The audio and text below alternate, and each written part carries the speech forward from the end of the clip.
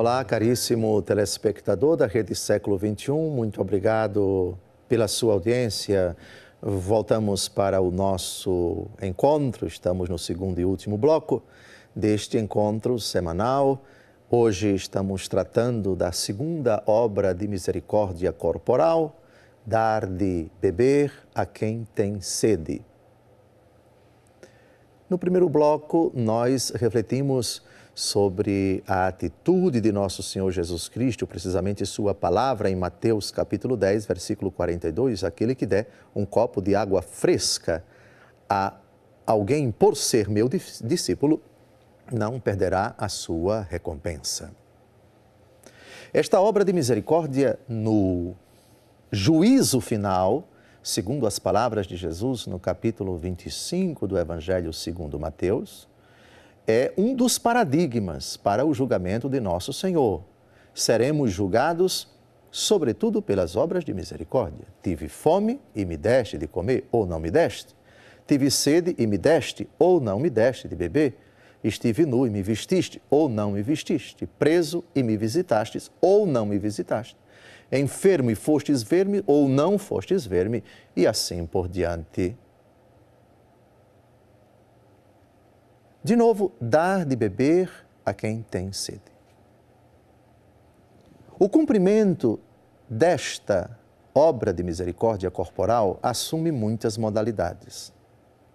O mais simples, o mais óbvio, o mais comum, o mais corriqueiro é pegar um copo com água e dar a uma pessoa. Dentro da nossa casa, à frente da nossa casa.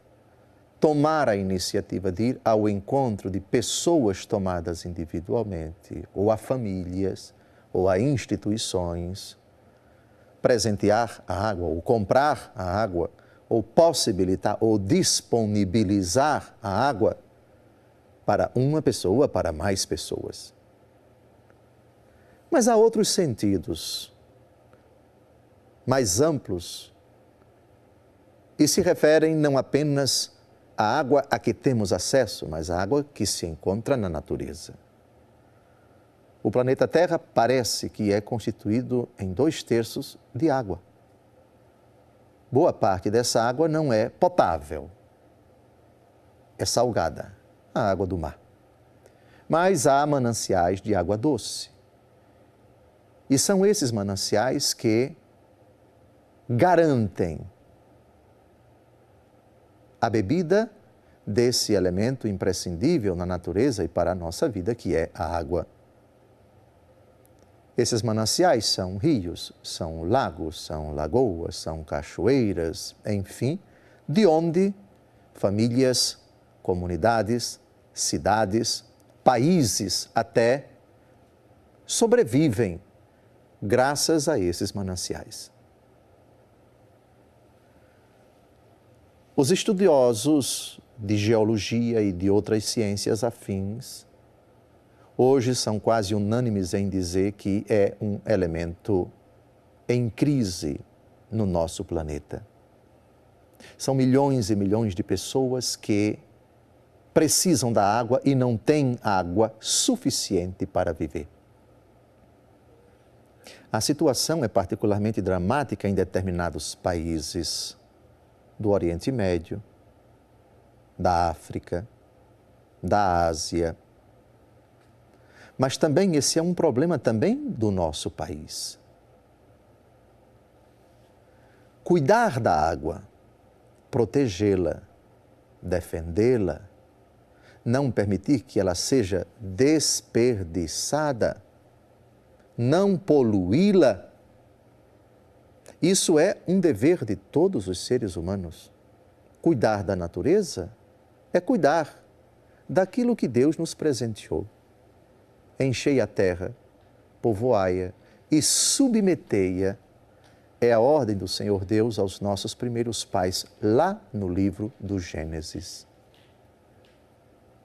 O Brasil é um país que tem muitos mananciais de água. O aquífero Guarani, que é um dos maiores do mundo, ele é uma riqueza da nossa natureza aqui no Brasil. gigante pela própria natureza. Mas temos os nossos desafios. Ainda precisamos aprender a proteger esses nossos mananciais, cuidando bem deles, com uma série de medidas que vão desde o reflorestamento, desde o cuidado com a natureza, a proteção do solo, o uso racional de todos os elementos que Deus colocou na natureza. E isso vai do Oiapoque ao Chuí. O uso racional do solo nas cidades grandes. O uso racional do solo nas cidades do interior. E por aí vai. Para que nós possamos beber e possamos possibilitar essa água que é uma riqueza para nós e para todos, é preciso uma série de medidas e medidas constantes, uma reeducação da mente, dos nossos costumes, dos nossos relacionamentos, sobretudo no trato com a natureza. Coisas pequenas, mas que somadas acabam trazendo um grande contributo para a própria natureza e, por conseguinte, para todos nós. Poluir os rios. Isso é uma forma de incorrer naquela frase de Jesus que será pronunciada no juízo final. Tive sede e não me deste de beber. Mas como foi que eu não dei de beber? Você não permitiu que essa água potável, limpa, pura, transparente, necessária para tantas pessoas, que esta água chegasse até a torneira deles, porque você poluiu os rios, porque você colocou dejetos nos rios, porque você expôs o lixo, a podridão nesse manancial. E assim, muitas pessoas não tiveram acesso à água. Eu tive sede neles. E você não me deu de beber, porque você impediu que esta água chegasse até eles. Nessa perspectiva, o juízo final cai como uma bomba para cada um de nós, porque nos obriga a ultrapassar esta cena verdadeira, sincera, de fato, que está incluída na ordem de dar de beber a quem tem sede, que é um mero copo d'água, de água fresca, a quem quer que seja que bate à nossa porta. A questão é muito mais ampla, porque esse elemento, a água, encontra-se na natureza. O pão, sim, sem dúvida alguma, mas no programa anterior nós vimos pão, a comida, o feijão, o arroz, o macarrão, a carne, o ovo, enfim, isso de certa forma está na natureza, mas nós compramos, nós adquirimos, ou nós fabricamos, está na nossa casa. Mas a água está na natureza. É o nosso relacionamento bom ou mau com ela e com o contexto no qual ela se encontra. Portanto, a natureza que nos obriga nessa reflexão sobre a água a uma postura responsável diante da natureza. Permitam-me citar um parágrafo da carta encíclica Laudato Si. Seja louvado, meu Senhor, são as primeiras palavras dessa carta encíclica, palavras pronunciadas pelo próprio São Francisco de Assis. Há um parágrafo desta carta encíclica que merece nossa consideração. Vamos colocá-lo na tela e depois tecer algumas considerações. É um parágrafo profundamente atual, gravíssimo e que não pode deixar de ser lido e comentado nesse argumento dar de beber a quem tem sede. Laudato Si, número 8. O patriarca Bartolomeu tem se referido particularmente à necessidade de cada um se arrepender do próprio modo de maltratar o planeta, porque todos, na medida em que causamos pequenos danos ecológicos, somos chamados a reconhecer a nossa contribuição, pequena ou grande, para a desfiguração e destruição do ambiente. Sobre este ponto, ele pronunciou-se repetidamente, de maneira firme e encorajadora, convidando-nos a reconhecer os pecados contra a criação. Quando os seres humanos destroem a biodiversidade na criação de Deus, quando os seres humanos comprometem a integridade da Terra e contribuem para a mudança climática, desnudando a Terra das suas florestas naturais ou destruindo as suas zonas úmidas, quando os seres humanos contaminam as águas, o solo, o ar, tudo isso é pecado. Porque um crime contra a natureza é um crime contra nós mesmos e um pecado contra Deus.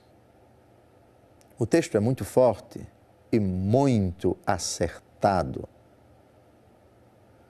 O cuidado que nós devemos ter com a natureza. Sim, é verdade, uma parcela da responsabilidade de tudo isto é dos governos, municipal, estadual, federal, das instituições internacionais, mas também é um dever de cada um de nós.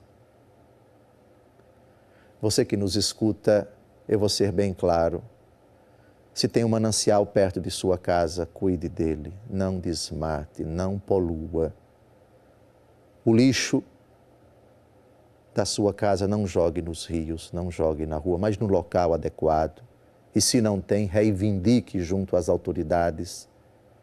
Cuide da natureza. O lixo que você coloca na sua casa, quando se chove, esse lixo entope os bueiros e causa danos para muitas pessoas, enchentes, enxurradas. Isso tudo quando a cidade não está limpa, não é bem cuidada, quando nós não cuidamos da natureza, quando nós poluímos, emporcalhamos, com o perdão da palavra, o ambiente em que vivemos, isso tem um reflexo negativo terrível nos nossos mananciais. Tive sede e me destes de beber. Que Deus Todo-Poderoso, nesta segunda obra corporal de misericórdia, nos ajude com seu Espírito a cuidar bem dos nossos mananciais, a cuidar bem da nossa natureza. Assim agindo, nós estaremos cumprindo esta segunda obra corporal de misericórdia. Amém.